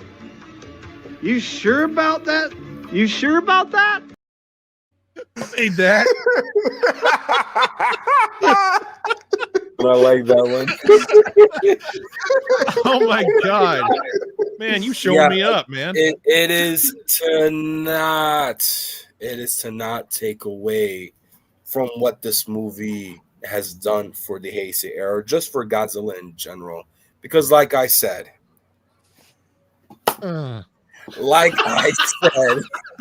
this movie has helped out the Godzilla fandom in a much more impactful way than what it was perceived before. And obviously, this whole entire stream, I've said more positive things about it than anything negative. But well, hey, I'm not bad good guy. luck trying to find me in Jersey, because I tell you right now, that's not where I'm gonna be at, because I don't live in Jersey, at least. Oh, that's funny. Yeah, I mean, listen. Truth be told, we can't Linda. call ourselves monsters with attitude, and our slogan is embrace the attitude. And nobody speaks on something that is beyond bonkers and ridiculous, such as what I just said. So, yeah, You ain't embrace wrong. that, You ain't Leslie. What did I miss? Nothing Jordan much, doesn't have any collectibles. Joey. Build on the No, fake no, news. no, Showing all no. his collectibles. Joseph, you're fine. We missed you, buddy. It's just showing all his collectibles. You should How's have. your You stuff? would have loved it. You would have loved it. Mm-hmm. Dude, they were Fucking awesome. in immaculate condition. I'll tell you that. I bet they are, aren't they? Samson, how about you show us yours? Well, even with my limited likeness for this film, excuse me, even I don't watch solo films. It's not my go-to, but you told me to bring my top 3. Is that what you said originally? Yeah. Well, I happen to only have 3. So I mean, more than Jordan. yeah, I know. I'm gonna get some Leslie points, maybe. I have the original 50th anniversary memorial box. This is from the actual memorial box itself, not the re-release that's come out in recent years, or that what was it, the black DVD release with the 4 figures that came out. This one, Mechagodzilla, Gigan, and I can't remember the 4th one. So yes, I have that. I have the very original 30 centimeter with its tail off at the I have the very original the glue seam next to the dorsal plates on this side is starting to come apart, so the tail was jiggling. I have to glue that back together. But I have the original Rick with the first time we saw the Shockurus piece that came with the Rick back in 2013 when this was released. So those, and thanks to somebody in our friend group here, they pushed me for it because I regretted not getting such a unique figure. I do have the Cybot. I have the X Plus 30 centimeter Cybot, and it's the biggest Godzilla that I have in my entire collection. Actually, I don't have any Godzilla like physical Godzilla. It's the biggest Godzilla. Yeah, I know, right? Wow. Not only that, it came with the more accurate Shockurus with the spear that you can put through its body. So now I have 2 different Shockuruses. Battle damage and not battle damage. That's it. Those are the only 3 that I have. But if I were to get another one, it would be the Marmot Monster Heaven, like 9-inch one that's blue. Okay. The blue Marmot Monster Heaven. Isn't it with the gold dorsal plates? I don't remember. Joe, do you have that one? You have like everything. What? I just ran up. Ran down, and then ran back up. Are you still trying to catch that fucking cat? No. I forgot to bring something up that I wanted to show. No, he's like, that's already in the box. I already taped it up and everything. Wait, that's dead. We only have 1 cat. 1 cat, 1 dog, 1 baby. Good. That's all you need. One of each pet. Oh, I was saying if I were to get one that I don't have, it would be the Marmot Monster Heaven Godzilla 84, the standard scale, like 9-inch. I think it's the original release was blue. It had a blue paint scheme. And Jordan was asking, does that have gold dorsal plates? And I said, I don't remember. And I was like, Joe, you have like everything. Do you have that one? I don't have that one, actually. Well, those are my 3. Yeah. The Mondos, the Sophobia of the Mondos. Yeah. Oh yeah, I forgot about that. That was like their speaking first of. Those are first Godzilla. Well, I got done talking about mine, so I guess Joe, since you were talking, I guess I'm taking over as host. Yeah, Joe, how about you go? Am I the last one? Do I have a second to catch not, my breath? Okay, can somebody else go? Yeah, go ahead, Eric. I'm about to ask you that too, Joe. Like, Joe, did you catch your breath? All right. No, I just ran all the way down from the very top of my house to the very bottom twice. Jesus Christ. So first I'll show all the Bandais. You smug show off. Don't be a hater. Jesus, Samson. Eric, so, yeah. Can I have one? Nope. Right. Because this one is from the Memorial box set. This one is the newly released one. Okay. And obviously the new Cybot Bandai. Okay, so no, which I predicted. Can I have the Memorial one? Nope. Oh, that's the rarest. Are you kidding? Eric, please. Nope. And then I will show the 30 centimeters Cybot. Gorgeous. Which is super gorgeous with the chakras, as Samson was politely enough to show first. And you have the spear going in the right way. That's very important. And I do. And then I'm going to trigger Samson here for a minute. Or 2. Then I'm going to show my oh my God! 84. Just gonna throw that out there, just kind of willy nilly, just here he is, I made up my mind. I want that one. What? Actually, I want this one. No. And then there's more. I'm gonna trigger Samson again here. Because I got the Yuji Sakai. Oh, the best one, dude. That's the best one. With the Super X. So let me see them dorsal plates. Oh, look at that bluish hue. Yes. It's funny. It's more noticeable in certain scenes than others with the bluish hue on his dorsal plates. It really is. It really is. Does that mean that did they have 2 separate suits, or was it just like the lighting and the camera angles and stuff? Probably the lighting. Yes, Eric, you are Collector Supreme. All praise Eric. All praise Eric. That's literally, well, I shouldn't say that's all, but I actually forgot about the Mondo that they actually did the 84. So I do have that, but I'm not gonna go get it. I got all this stuff. That's fine. You don't have the OG 84, the 30 centimeter that I showcased? No, actually, I got rid of that because I got the Sakai. I would understand that. I upgraded. I'm kind of a stingy bitch. I'm like, oh man, unless somebody gave me like if shut up. If somebody gave me a straight up trade, maybe I would do that. I would do the Sakai with the Super X trade for the 30 centimeter with the Shockurus. Anybody out there listening? Yeah, there it is. Good luck, Samson. Good luck. Yeah, I know, because nobody wants that. Yeah, no one wants an ugly thing. All right, Joe, do you need some more time, or do you get to go? I see something in his hand. 30 centimeter Cybot, as Still everybody in else his already hand. showed off. The Rick with the Shockurus, but I'm not going to grab it. I'm not going to show off everything that I have for 84, 85 because honestly it's just too much. But I will show off that I also have an original. Oh yeah, let's go. Okay, wait. promo. I changed my mind. That's Huh? the one I want. Unfortunately, I did buy it folded, which really stinks. I do like that, Yeah. but for something that's 40 years old, Yeah, dude, it's going to be hard to find things in such great condition. So it sucks, but it's beautiful. I love it, and it's honestly one of my crown jewels in my collection because I love this film so much. What's the hashtag on there? Not hashtag. What's the catchphrase up in the corner? It's kind of hard to All see. new, your favorite All new. fire-breathing monster like you've never seen him before. Godzilla 1985. The legend is reborn. Oh, that's pretty dope. Even with the folds, it's Yep, just like John mentioned. Yep, folds are part of it sometimes. You know.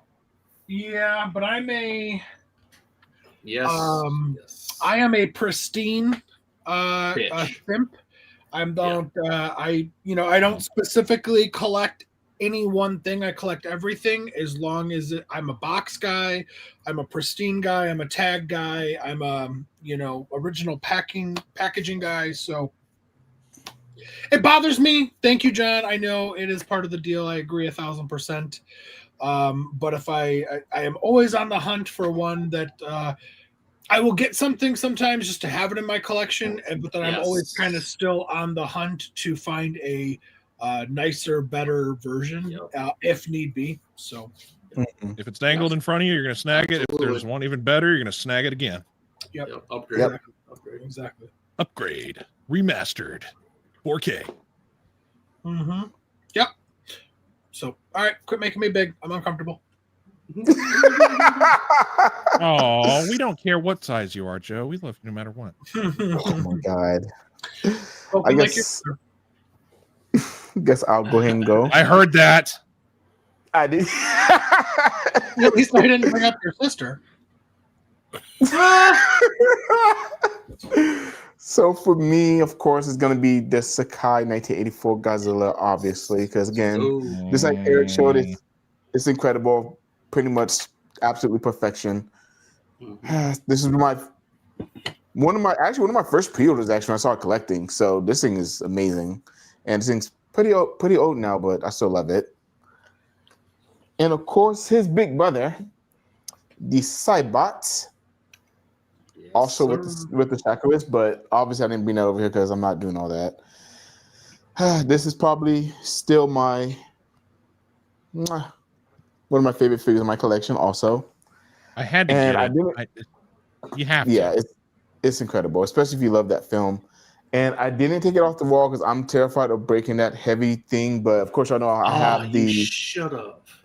Actually, you know what? Maybe that came real quick. Give me a second. Let me see if I can get it. You need to show that off, dude. You need to show it off. I remember when he took that out of the tube. Yeah, when he had it and he like kind of unfolded it slightly in front of all of us, and we were like, "What?" Yes, dude. So I guess he finally got it framed, is what he's saying. Okay. I haven't showed it framed yet. Really? Not to us. Oh shit. Okay. I thought it did for a box day, but maybe I didn't. You showed us when you got it, like you like pulled it out of the tube and barely unrolled it for a second to be like, "Hey, I don't really want to mess with this too much." I've seen it framed, so suck it, Samson. Well, you've swallowed. And here it is, the original poster version of Wow, the Return of Godzilla. That artwork, though. See how big Look this at is. that. This Look absolutely at that. Yeah, gorgeous. Back up. There you go. Back up. Don't back into your collection. Watch out. Look at that. Oh my god! Look at that thing. You know what's crazy about this? Adrian has my address, and he has yet to send this to me. Because you're not getting it more effort. That's why. I actually got this from Kyle Yout from Collectible Monsters on his move away sale. Yes, That's I do right. remember this. Yup. Mm-hmm. Awesome. Love Took me it. a minute to pay it off, but I was like, no, I absolutely have to get this because just like Joe, this is also my favorite movie. So I was like, and this is my favorite poster art also from this this artist. Absolutely, dude. Absolutely. John Ruffin So- saying Adrian for the win, boy. Adrian for the win. I love it. I love it. Just Adrian this wins is it. my prized possession right now. And yeah. It's part of the giveaway. Never. Ever. But I'll And hang there that you all back hear up here in a glass second. shattering. We all hear glass shattering in like 5, 4, 3. Oh, thank God. No, I told you I'll put it back after the show's over. Yeah. Well, I Well, think Leslie- people have probably put their names in, haven't they? Or their hashtags by now? I'm sure they have. I believe so, yeah. All right, Hopefully. so let me go ahead and share my screen. Sometimes if you wait too long, they lose it. So Oh, Just gonna find out here in a second. you sure are. How many we got? Find out. So Oh, okay, we you got 9 entries. Okay. All right, y'all boys ready? Oh, whoa. Whoa, what? What? What happened? Looking out about? Oh, there we go.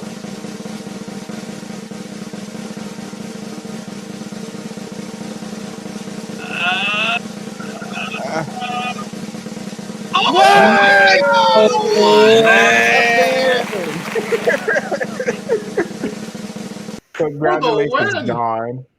Oh my goodness. That's what awesome. happens when you hang out in chat. That's what you That get. was fate, man. isn't this the first time John's tuned into our shows?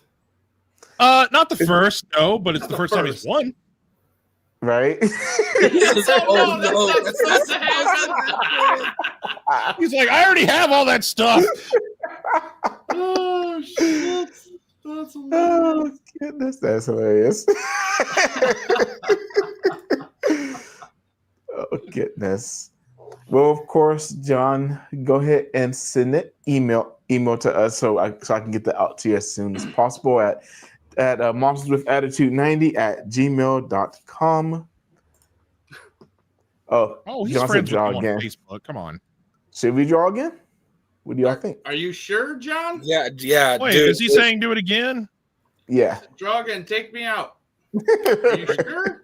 John, Are you making jokes dude, or are you you sure? sure, man? Yeah. Because we care for our people over here, man. We take care of them. So Absolutely. if you really He's want to, saying- let us know. He says yes. So Oh, wait, is it gonna count the previous things or Yeah.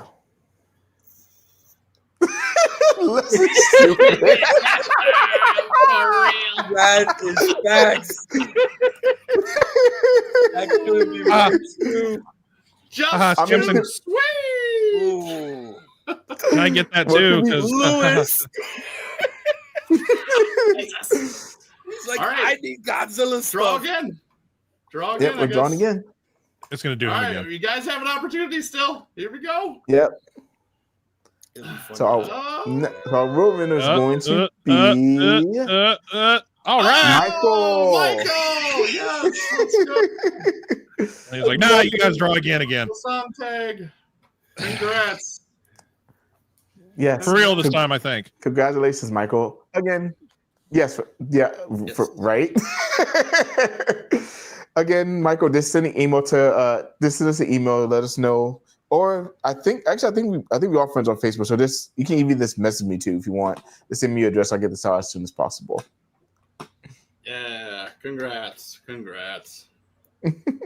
of applause. Very nice. All right, guys. So I guess to wrap things up, final thoughts on this film. Jordan, let's start with you first. Hey, Jordan. Despite this being a movie I don't tend to revisit that often, for anybody that is starting up on the Godzilla fandom, this is a much needed movie to watch. Wow. I've said this a good chunk amount of times here already. It plays a huge part into what Godzilla would become later on in life, being the revamped version of Godzilla in 1984. It brought Godzilla back into his origins, being a much more larger than life natural disaster like creature. And again, it would just come to its benefit as time progresses. But also, if you're going to watch 84, make sure you have to watch 85 right after to see why 85, why we're celebrating 85 as opposed to 84, because this is it's light years ahead of 84 in my opinion. So yeah, Absolutely. if you guys have not watched it, I'm pointing at Lewis because he knows he's a new Godzilla fan. Get together, Lewis. So Well, you have to find it. Lou, you need to tune into that. You know what website to watch it on. You will not regret it, bro. And honestly, when Lewis, I mean, join our Twitch. We do a lot of watch alongs, especially related to our monthly shows. So, I mean, join us there, and you can watch it with us free of charge. I mean, all you got to do is look out for our notifications, and when we go live, you can watch it. So, just a thought. You would be just like Samson, getting him on board with so many other kaiju stuff that he has. Absolutely, I'm sure he would have a fun time. Yeah, it would be. Listen, our Twitch streams are they're to the extreme. So make sure to check them out. They're fun. I love doing them. And yeah, after watching 85 last night, I guess I'll go ahead and take my turn. It is the superior version, even with the amount of scenes that are cut out, as Eric stated. And I guess I stated as well last night, you don't really recognize what's being left out. It's not really that important what's missing. So I'm talking specifically on 85 since that's today's show. Duh. Raymond Burr coming back, delivering the lines that he does in the cadence that he does, and just his overall, just his being. It's awesome, and it makes the ending so much more impactful, especially with that speech. It doesn't feel like a drop-off ending as opposed to 84, which is just like, okay, now it's time for some J-pop. So yeah, this one is better. It's a humble hour and a half, hour 25 minutes with credits. So not a bad watch. It's easy on the eyes, and it's just it's a fun movie if you like the standalone films. Even I am coming to the realization that they aren't my favorite to watch, but when I do, I still enjoy them. So it's important to the franchise to have this more serious tone Godzilla come to fruition for the Heisei fans, as Jordan stated.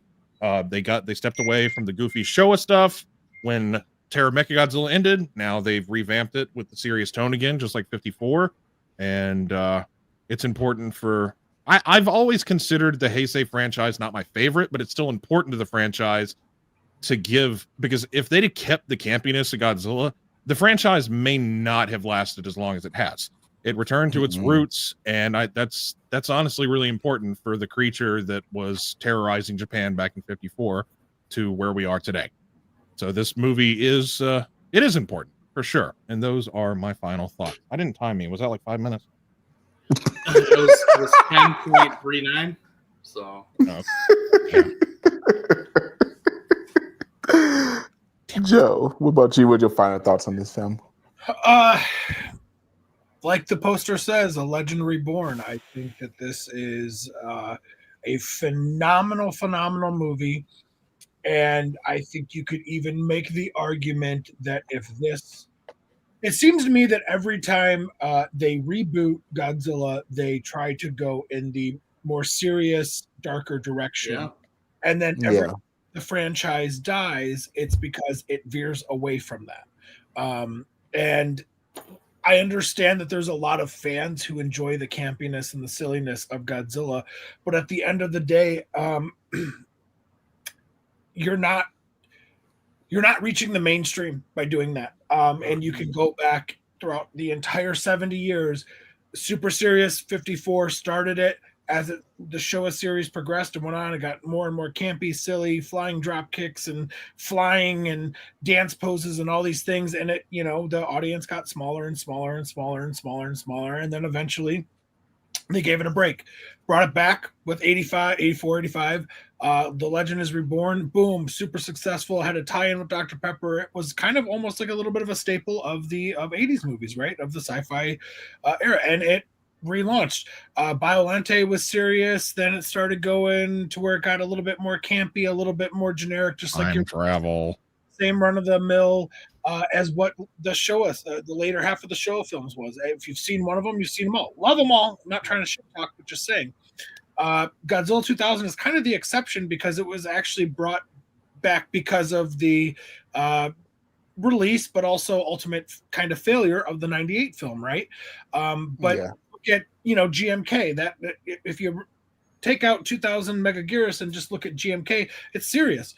Even Godzilla X Mechagodzilla Tokyo SOS, it starts going down. Great films, but it starts going down. Look at 2014. 2014 was marketed very serious. So anytime they want to reboot Godzilla, they go serious. But then as the franchise starts to kind of dwindle, it seems that it's because they go campy. So I love this film. I think it's a quintessential Godzilla film. And in my opinion, you can make the argument that if this film wasn't successful and that they didn't do that, would we have gotten the Heisei, which led to the Shinsei, which now we're into the Reiwa and Monsterverse. So, very important film in the lexicon of Godzilla. I think it's a great film.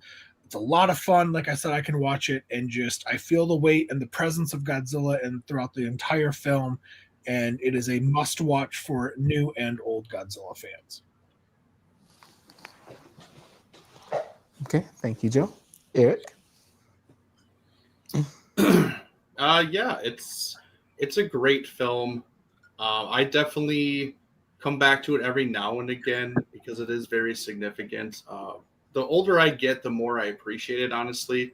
Probably just my likes and my taste just changed over the years where you just kind of want something different. You want to kind of get that more serious, and then you just rewatch stuff and you just get new appreciation for it, honestly. Stuff that you watched a long time ago, you haven't watched for forever, and you kind of come back to it, and then it's like, oh, okay, this is actually good. I have different opinions about this. I think differently about this, and that's basically what this movie has come for me. I watched this religiously when I was a kid because I literally had two movies. It was this movie or it was Mothra. So I would go back and forth between the two, or just play one on repeat and then go to the other. Like, that's all I had, Then for a very long time, I didn't come back to this one until recently again. Actually, I'll give you credit, Adrian. You gave me the link to get this Blu-ray of the American version because I had wanted to see the American version for so long again because I hadn't seen it since I had a VHS. And of course, that technology is long and dead, and I don't have that ability to watch, and it's so hard to find this anywhere that I was like, I want this in my collection. I want to watch this again. And when I did, I found new appreciation and new love for it. I was like, wow, this is really good. I really do like this. So yeah, it is an important movie for the franchise because it is, like Joe said, it is reborn. This relaunch of Godzilla to mainstream to make sure that people know that this character is coming back larger than life, and then American company re-releasing it, and not just that, putting money towards this to bring in a well-known Western actor to reportray his role in a movie that they did 30 years prior to it, and really kind of release it to American audience. Yeah, they had advertising and stuff like that, but maybe they needed money to fund the movie to get it actually released in theaters. There was advertisements for this stuff, so it was kind of a big deal that we did get this, honestly. And so it is a very good movie, and it's very different. But yeah, it's very serious, and like I said, it's very heartfelt. It's very sad, and it just kind of hits you in the feels, honestly. And it did for me. But I absolutely do love it, and I do come back to it now more often than I ever did before. So if you've definitely watched this version, I like I said, and I'll always stand by it. It's superior to 84. It's just everything about it is just so good. The pacing, the scenes they took out, the scenes they added, everything just kind of makes sense. And yeah, it's corny with the dub and the American actors, but honestly, that's part of the fun, honestly. So. But yeah, it's a great film, and it's just, it's sad, but I love it. That's okay, Eric. Here, wipe your eyes. Take it. Here you go. Well, I ain't got much to add. I mean, great job, everyone. Y'all did a wonderful job giving the appreciation to this movie, and I'm glad I was able to have all y'all here today. I'm glad we was able to celebrate the anniversary of 40 years of our favorite monster being reborn, in a sense, in the 80s. But I guess that's all we got for today's show. Next month, we celebrate another icon, Jordan's favorite icon. We're going to talk about... my God. You see, he's so excited he can't even change his face. That's how excited he is right now. Exactly. He's shocked. He is shocked. But we have to talk about, because let me double check the date. Excuse my ignorance. October 19th. We'll be talking about Peter Jackson's King Kong. Which ironically is my favorite King Kong movie also. So I'll be hosting that show as well. Really? Yes. Really. Wow. Interesting. Okay. Well, I mean, it's never mind. I'm not going to get into it. We got next month. Interesting. Yes. Damn, when I stream that one, we might have to put it in 2 parts, because the extended for real. The extended cut of that. I mean, I have the extended. We have to watch the extended cut. We had to start at like 5 o'clock in the afternoon. Yeah, I don't know how long people would stick around. We might cut it into 2 parts. We might cut it before they get off Skull Island. It's like, all right, then we'll watch the rest in New York when anyway, I'm talking about future stuff. Yeah, we'll see how it goes. But I know Jordan's really excited about talk about King Kong, so I can't wait to discuss that show. But do we have anything else coming up in the near future besides that? I don't guess so, except for this. Let's talk Raw pretty much. Let's talk Raw. Me and Eric, Eric and Adrian, gaming on Saturdays, where it's not just about the games. Come on in to chat in our Twitch. I always try to post ahead of time when we're going to game, and just chat with us about anything. It doesn't have to be about the stupid game. It can be about Godzilla. It can be about sci-fi. It can be about comic books, DVDs, new stuff that you got in the mail. Just anything and everything. That's why it's fun. The chat's there for y'all to hang out and chill with us while we're blasting the crap out of something, for the most part. And we're watching some sort of a movie. We usually watch some sort of something every Saturday. And you get the pleasure of hearing me make stupid jokes the entire night, which I know Joe is very in love with, because he's there every time we watch these awesome movies. Hey, and it's all an effort to make Samson a real kaiju fan. Remember that. Because Lord knows a year ago, Samson ain't seen how many of these movies, Eric? I think we're 20 movies deep into this list now. I don't know. At least. I keep taking the movies I've watched off the list. I should have just put a check mark next to them to see how many I've done thus far. You should have. T-Pac Arcade wants to know if we have a Discord server. It's been in the talks. We have not yet. That is something that needs we need to. It's in the talks, because that is another server that people love to. It's another social media platform that we can not invest in. That's the wrong word. We'll take into consideration for sure, because I know Discord and Twitch, they're kind of hand in hand. That's kind of how it works. I have a Discord, so that needs to be That needs to be my responsibility for us. Well, when or if we do, obviously you guys would all be informed. It would be updated on our link tree that you guys could click on our bio, on our Instagram, Facebook, even currently right now on YouTube to see all of our social media. So if we end up doing a Discord, it will be updated on there as well. Also on our link tree, if you guys have been following any of the new Super 7 releases and are interested in buying them, if you guys could use our link, it would greatly benefit us. Super7.com/monsters with attitude 2024.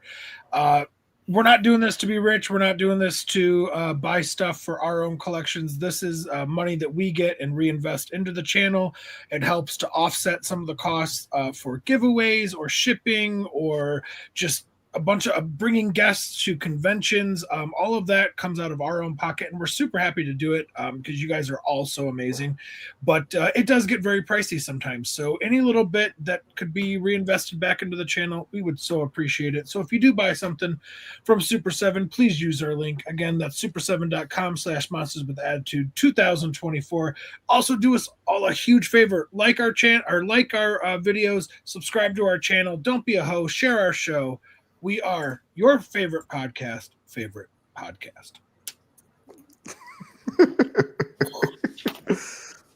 I like that, Joe. Like, right. Facts. That was facts. Yeah. And I guess for our new closing, Eric, I think I remember it, but I'm gonna try it. If I mess it up, let me know. Okay. So 3 words, 1 phrase. Always embrace the attitude. Good night, Embrace the everyone. attitude, everyone. Night.